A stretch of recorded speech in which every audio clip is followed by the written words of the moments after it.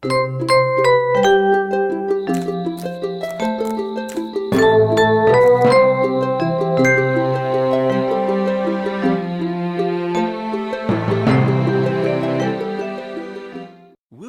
Music time! With Steve songs. Hey, hey.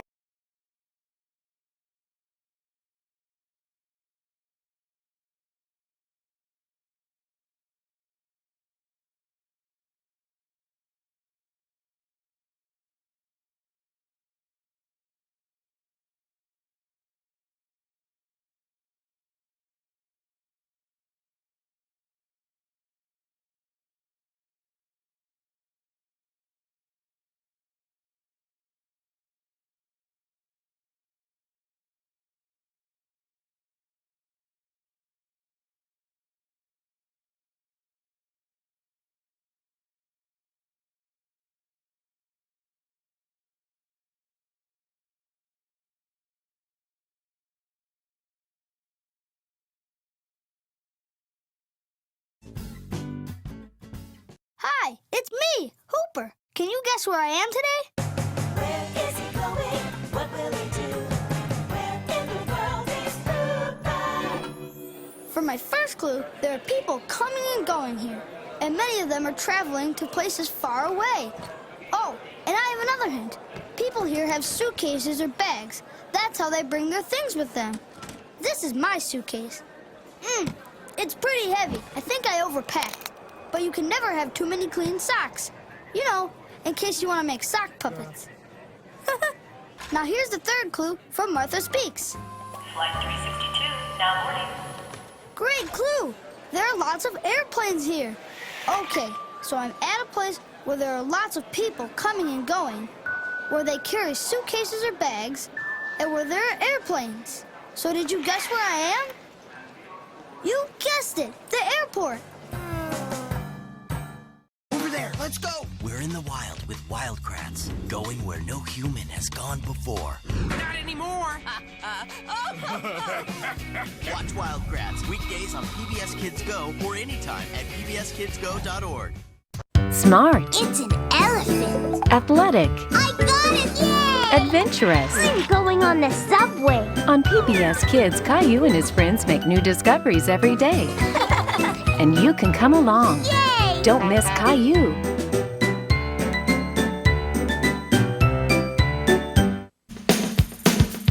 When it comes to monkeys, no one measures up to Curious George.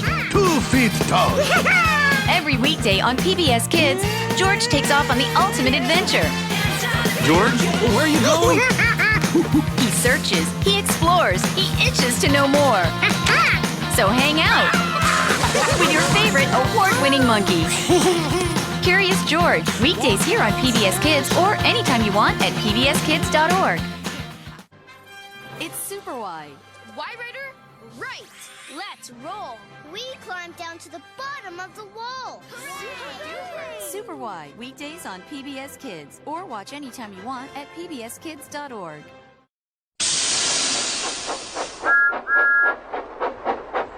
Thomas and Friends, making tracks to great destinations.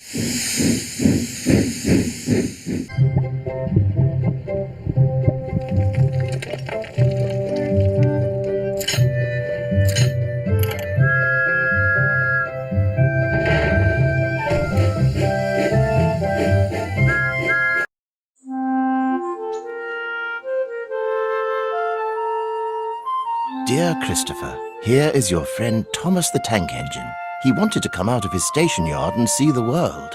These stories tell you how he did it. I hope you will like them because you helped me to make them. Your loving, Daddy.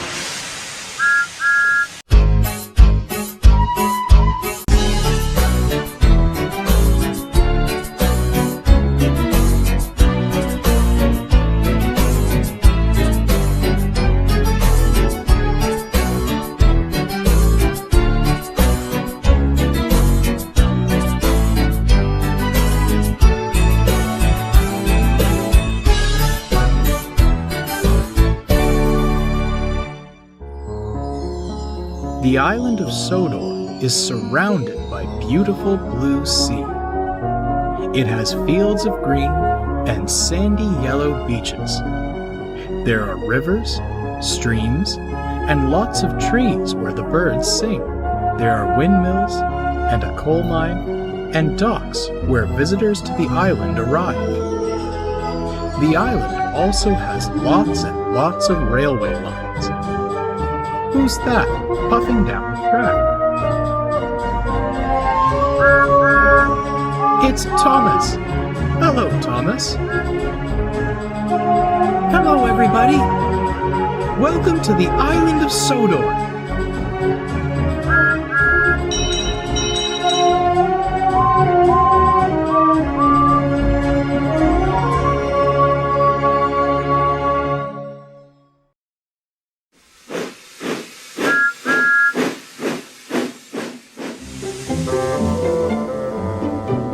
One day, the Fat Controller had some very exciting news for the engines. A television company is going to use the railway to make a film, he said. The film is about some children who become very special friends with the engines. 3 engines will be chosen to be in the film. They will be star engines. Peep, peep, said Thomas. Which 3 engines will it be? Wait and see, said Sir Topham. That night in the shed, the engines talked about the film. I wonder who will be chosen to be in it, murmured Thomas. It's obvious, scoffed James. They'll need a splendid-looking engine, so I'm definitely in. They'll need a strong engine too, laughed Henry. I fit that role perfectly. And above all else, they'll need a grand engine, finished Gordon. And everybody knows there's no one grander on this railway than me. We are the largest engines after all, they boasted. I do hope you are chosen for the film, said Edward graciously. So do I, said Percy. Thomas felt sad. He wanted to be in the film too, but Gordon, Henry and James were so confident they'd be chosen that he believed them. I hope you enjoy making the film, he told them. Do you think I can come and watch? Oh, of course, smiled Gordon. And you won't just watch us, Thomas. I won't, he gasped excitedly. No, laughed James. You can help shunt the yard while we're filming. The big engines laughed, and Thomas went crossly to sleep. The next morning, Henry, Gordon and James were still boasting. Tell the Fat Controller we'll be late in starting this morning, Gordon told Edward as he prepared to leave for the big station. Our drivers and firemen are going to give us an extra wash and polish. We have to look our best for the TV people, put in James. Edward grimaced. He was growing tired of the talk of television. Don't take too long. Remember, the passengers don't like to be kept waiting. But the 3 big engines didn't care about passengers. They just wanted to impress the TV people. But the Fat Controller wasn't impressed when he heard. An extra wash and polish, he spluttered. They should be thinking of their passengers. I have told them that, sir, sighed Edward. But they want to look their best for the television people. Thomas and Percy were busy bringing coaches to the platform, whilst Toby arranged trucks for the day's good train. The TV people won't be interested in us, they thought. We're better being really useful engines instead. The Fat Controller went to make alternative arrangements for their trains to run on time. Fortunately, Boko was able to run the express in Gordon's place, and Henry and James's trains were taken by Donald and Douglas instead.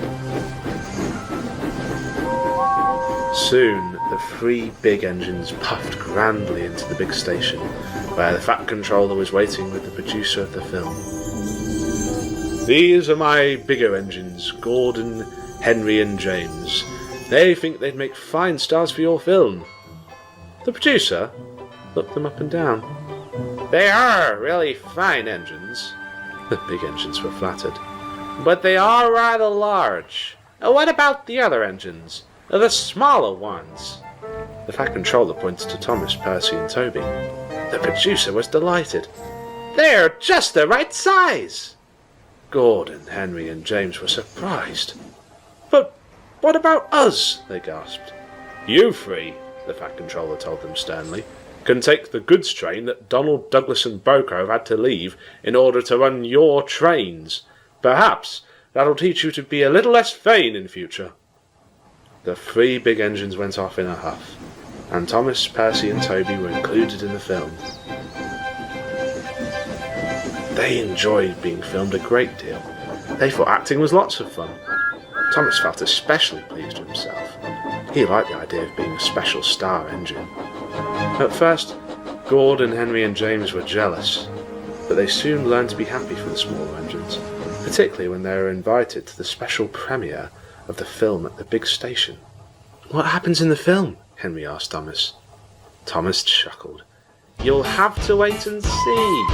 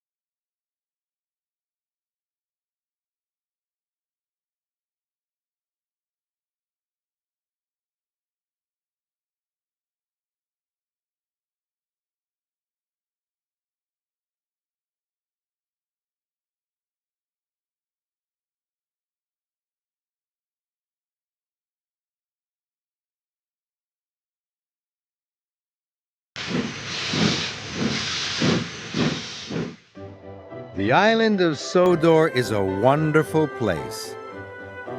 Thomas enjoys puffing all over the island. There are lots of special places to visit. Where's this? That's right, it's the Sodor Island Seaside. All the engines like chuffing by the seaside. They like the fresh sea air. And they like to hear the seagulls calling. Most of all, they like to see the children's happy faces playing on the sand. And there's nothing the children like more on the beach than ice cream. One hot summer, Thomas was working very hard. He had to bring ice cream to the ice cream stall. Thomas didn't want to pull freight cars of ice cream. He wanted to pull passenger cars of happy children. But when he arrived, the children cheered and cheered. Thomas was surprised. They were so happy to see Thomas. He had brought them lots of ice cream. This was the best seaside job of all. There's one engine for whom the seaside is very special. That's Skarloey. Thomas was to pull Skarloey to the menders. He wanted to show Skarloey the sights of Sodor. The sights Skarloey didn't see in the mountains. But Skarloey didn't think the sights were special at all, until he saw the sea. It was the most magical thing he had ever seen. Skarloey said he'd never seen anything like it. It was wonderful. Skarloey didn't want to leave the seaside. He wanted to stay looking at it forever and ever. That's why the seaside is very special for Skarloey. There are so many special places on the island of Sodor. Next time, Thomas will show us somewhere else.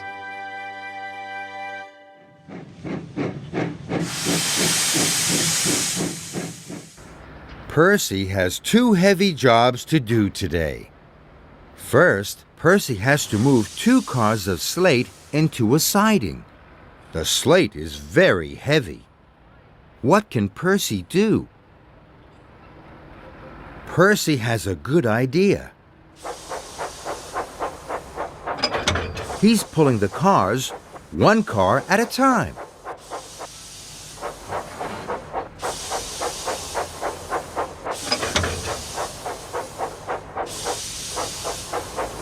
Well done, Percy. Percy has moved both the cars of heavy slate. Now, Percy has to move lots of coal, but he only has 1 freight car. What can Percy do? Percy has another good idea. He moves the coal a little at a time.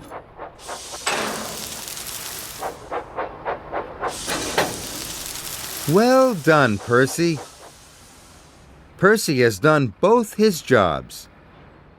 He's not just strong, he's very clever.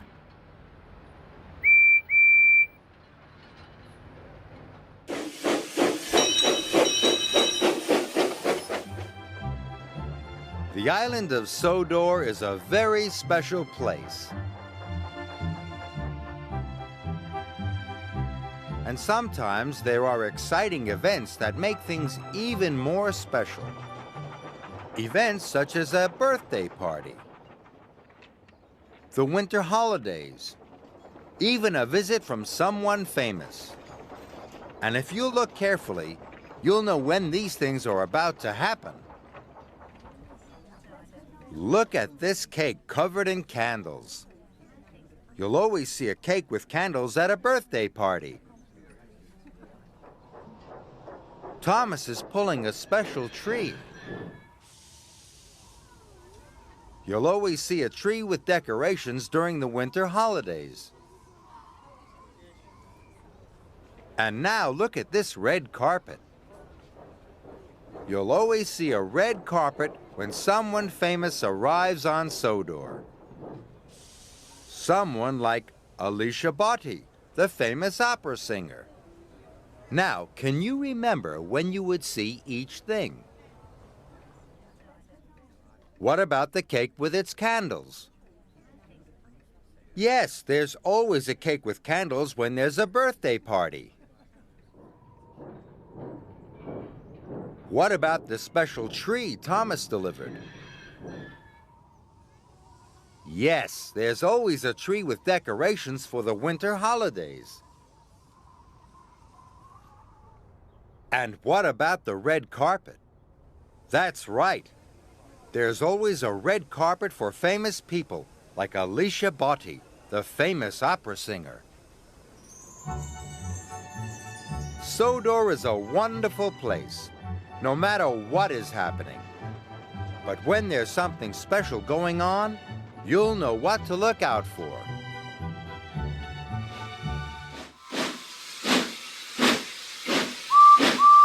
All the engines on Sodor are a bright, bold color. But this engine has been working in the coaling plant today and is covered in coal dust. How can you tell who it is? This engine has a round face and boiler. Do all the engines have round faces? No. Toby and Salty have square faces, so it can't be either of them. What else can you see? This engine has a separate coal tender at the back. Do all the other engines have a separate coal tender? No. Thomas and Percy don't, so it can't be either of them. Now look at the engine's funnel. It's very tall. What about the other engines? Do they all have tall funnels? No. Gordon and Henry have short funnels, so it can't be either of them. Who's left? Edward and James. Edward and James both have round faces, separate coal tenders, and tall funnels. It's time for this engine to have a washdown. What color can you see now? Red. So it can't be Edward. It must be James. Hello, James.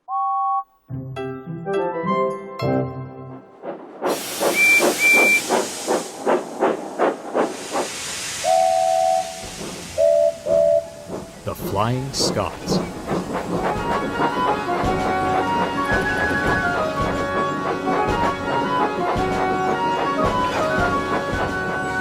Donald and Douglas are two of the hardest working engines on the island of Sodor. They handle goods and passengers with ease and are happy to help on both the main and branch lines. The drivers refer to them as engines of all trades. There is one job, however, that the twins had yet to do. Gordon is most proud of the Express. He runs his trains to time, and the passengers sing his praises. Even so, he sometimes needs a rest. The Fat Controller decided it was time for him to have another. It didn't take long for Henry and James to begin boasting. "Whoever will pull the Express, I wonder?" James smirked in the shed that night. "I know one engine the Fat Controller will choose," Henry replied smugly. "Oh, here we go," Donald muttered. "No sleep for us tonight," chuckled Douglas. "Huh," snorted Henry. "You're just jealous. You two are only goods engines." "We're mixed traffic. Same as you, if you recall," Donald replied. "Some of us are better suited for important trains than others," James sneered. "That's why you two take trucks." "We only take trucks 'cause of the fuss you lot make about them," laughed Douglas. "We treat the Express like any other train. A job to be done, and done well." "Very well said, Douglas," yawned Gordon. "Now, can we please quiet down and get some sleep?" Henry and James huffed, but said no more. "Those two could certainly do with having their wheels trimmed," Gordon grumbled to the twins next morning. "Their boasting is maddening at times." "Aye," chuckled Douglas, "but there's not a thing to do for it." "If you two took the Express," Gordon replied, "it would certainly knock some sense into them." "If the Fat Controller asks us to, we will," smiled Donald. "For now, we've got trucks to sort." The twins gave cheerful whistles and puffed off, leaving Gordon wondering how to give them their chance. Fortunately, he wouldn't have to do a thing. James and Henry were being ready for the day's work. Nearby, Donald and Douglas were shunting trucks for their morning trains. "Ah, yes," James smirked. "You won't see express engines shunting dirty trucks." "Indeed," laughed Henry. It wouldn't do to look shabby for the passengers. Perhaps if Henry hadn't been so busy boasting, he would have noticed the points by the water tower weren't set properly. Too late, his wheels left the rails and his tender toppled over.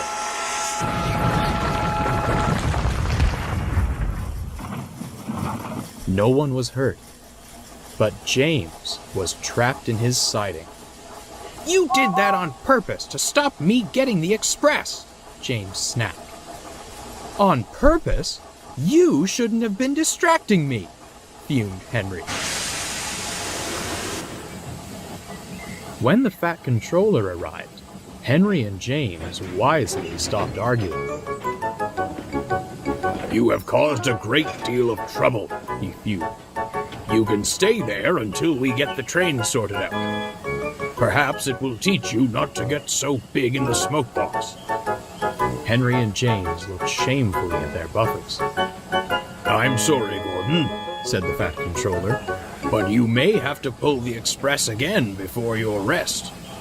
"If I may, sir," smiled Gordon, "why not let Donald and Douglas take the express? I'm sure Edward, Duck, and I can handle the other work." Duck and Edward were quick to agree, and the Fat Controller pondered. "Well, you two," he said, turning to the twins. "What do you say?" "We'd be honored, sir," the twins beamed. And so it was arranged. The twins were gentle with the coaches, gave the passengers a smooth ride, and charged over Gordon's Hill. They had no trouble keeping to time. In fact, they were often early. Gordon sang their praises when he saw them return. "You two look splendid flying along the line. I dare say we ought to call you the Flying Scots. I'm sure my dear brother would agree if he could see you." "All in a day's work," smiled Donald. "I suppose," chuckled Douglas, "some of us are better suited for important trains." James and Henry, who were both stuck on goods work, said nothing at all.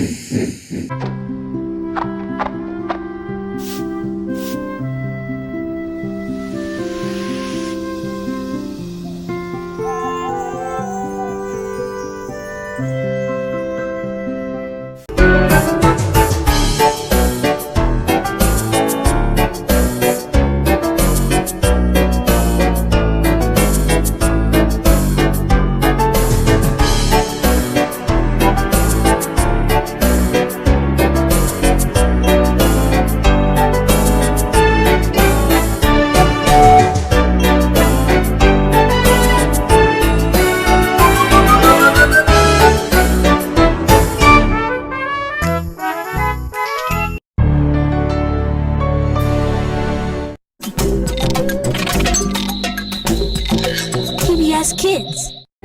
Guess what? The dinosaur train is headed your way. This is so exciting. You have to come see it. It's amazing. Well, what are we waiting for? Catch Dinosaur Train weekdays on PBS Kids or watch anytime you want at pbskids.org.